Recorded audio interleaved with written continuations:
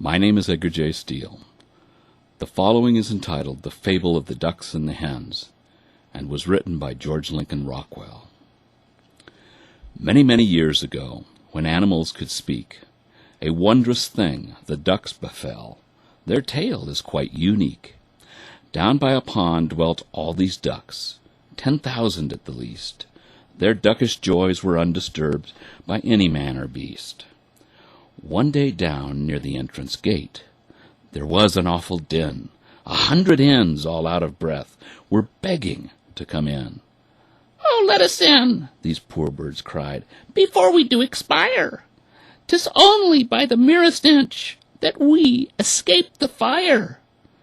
Their feathers burned, their combs a-droop. They were the saddest sight. They had run 100 miles or more, all day and then all night. Come in, the ducks all quacked, "for you our hearts do bleed. We'll share our happy lot with you, just tell us what you need." And so these poor bedraggled hens amongst the ducks moved in. "For after all," the ducks declared, "we're sisters 'neath the skin." Before too many months had lapsed, the hens were good as new. They sent for all their rooster friends, and those were welcome too. To please their hosts, these chickens tried to waddle and to quack, to imitate the duckish ways. They quickly learned the knack. This pleased the flock of ducks because it gratified their pride. But hear my tale, and learn how they got taken for a ride. The ducks, it seems, spent all their time in fixing up the place, in growing food and building homes and cleaning every space. They asked the hens what they would do to earn their daily bread. "We'll teach and write and entertain and buy and sell," they said. And so these hens began to teach the baby ducks and chicks. They traded food and eggs and things with many clever tricks. They wrote great books and put on shows. Of genius they had no lack. It wasn't long till chickens owned the Duckville daily quack. One day a mother duck who took her ducklings to the lake was flabbergasted when one said, "A swim I will not take." "Why, ducklings always swim," she gasped. "It's what you're built to do. Like bunnies hop and crickets chirp, and cows most always moo." "You're nuts," her son replied. "That stuff is all old hat. It's wrong for birds to swim besides. It's damn cold on my prat." "Oh, fie," the mother duck exclaimed. "You're talking like a fool."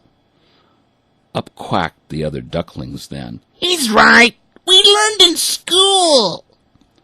"Such talk must stop," the mother cried. "Those hens can't tell such lies. For sheer ingratitude and nerve, I'm sure this takes the prize."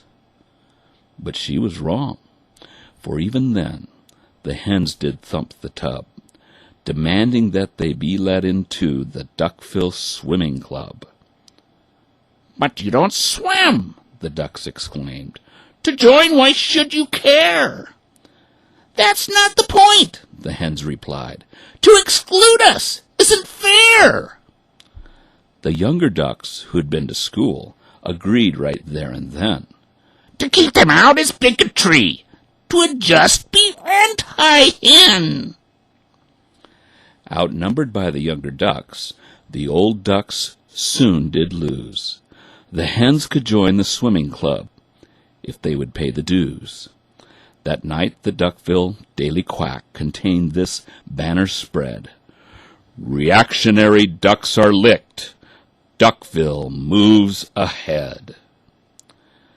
Down at the Duckville Gaiety, the young set laughed with glee at cracks about old fuddy ducks in burlesque repartee. Next day the hens were at the club. A petition they'd sent round. They objected to the swimming fund with fury and with sound. "You use our dues to fix the pond, to keep it neat and trim, and this is wrong," they said, "because you know we do not swim." "God help us," exclaimed a wise old duck. "Those chickens have gone mad. We'll take this thing to court, by George, and justice will be had." But when they went before the judge, imagine their dismay. A chicken judge decreed that they a heavy fine must pay. "Minorities must have their rights," the judge declared right then.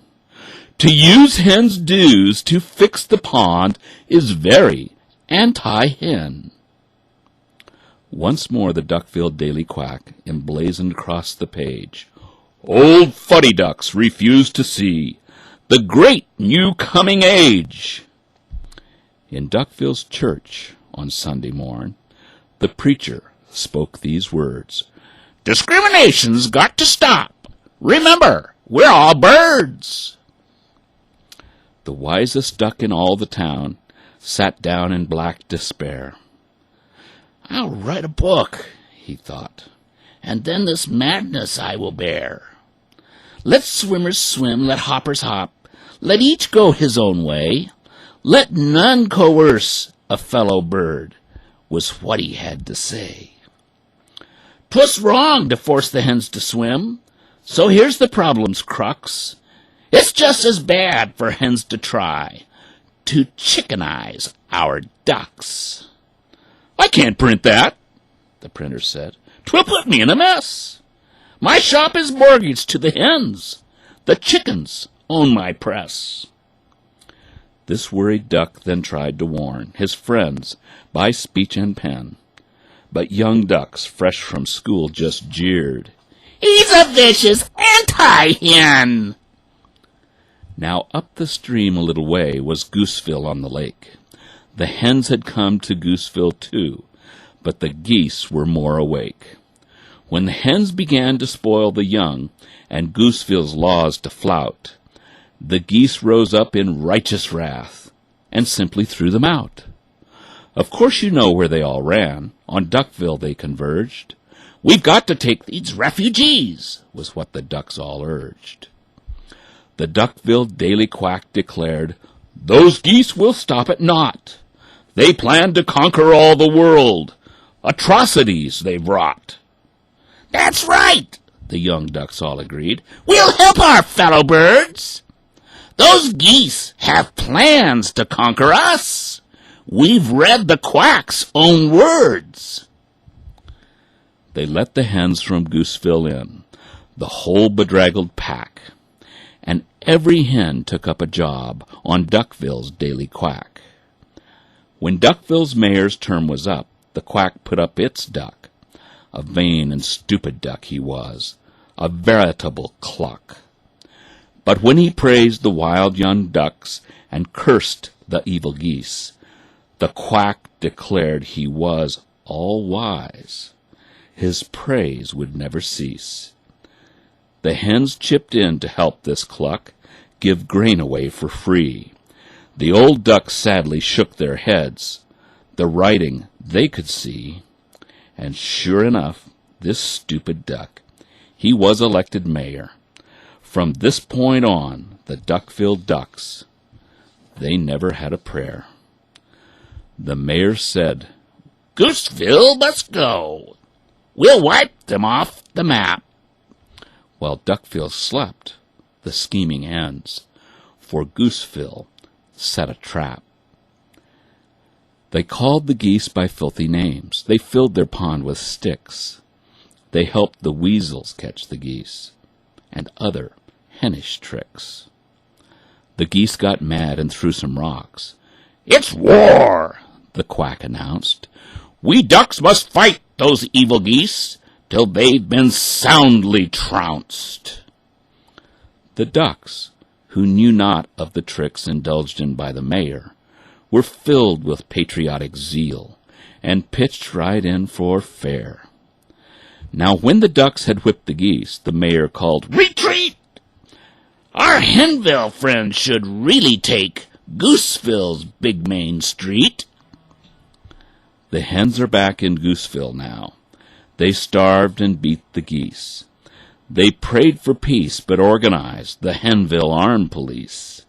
They drained the Gooseville swimming pond and de-goosified the schools. They wrung the neck of Gooseville's mayor on lately made-up rules. They formed a council of the hens, United Birds the name. The other birds who joined the thing did not perceive their game.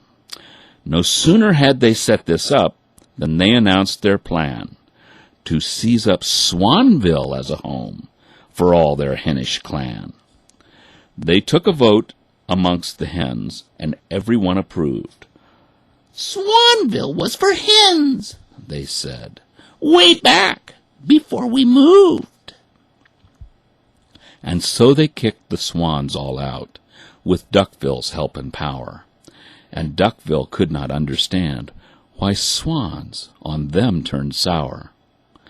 By this time Duckville was a mess. The young ducks had gone mad. They stole and laughed at truth and law. They'd gone completely bad. The hens were selling loco weed in every nasty den. But ducks who dared to mention this were labeled anti-hen. The hens all preached of tolerance. They invoked the golden rule.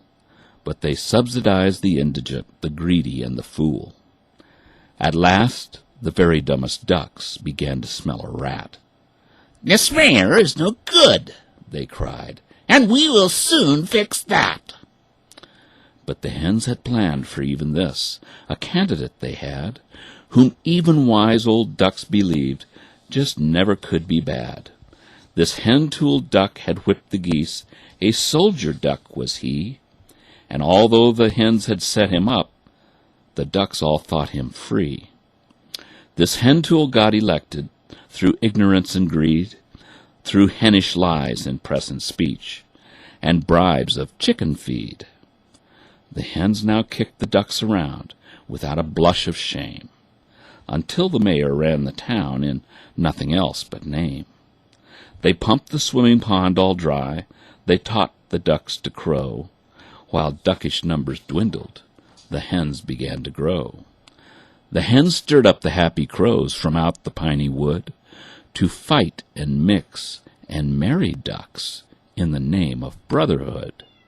Things got so bad that 50 ducks who knew of days gone by took up their wives and children and decided that they'd fly. They flew through storm and tempest. They froze, and many died. But on they drove until at last a lovely lake they spied. They settled down exhausted, but soon went straight to work, to build and clear and cultivate. No danger did they shirk. Now after many years of toil, this little band had grown. The fields around were full of grain from seeds that they had sown. The first ducks now were long since dead. Their struggles long had ceased. Through hard work and through suffering, their joys had been increased. One day, down near the entrance gate, there was an awful din. 100 hens, all out of breath, were begging to come in. "Oh, let us in," the poor birds cried, "before we do expire. 'Tis only by the merest inch." This epic really has no end, because no matter how you fight 'em, these hens will show up every time. And so, ad infinitum.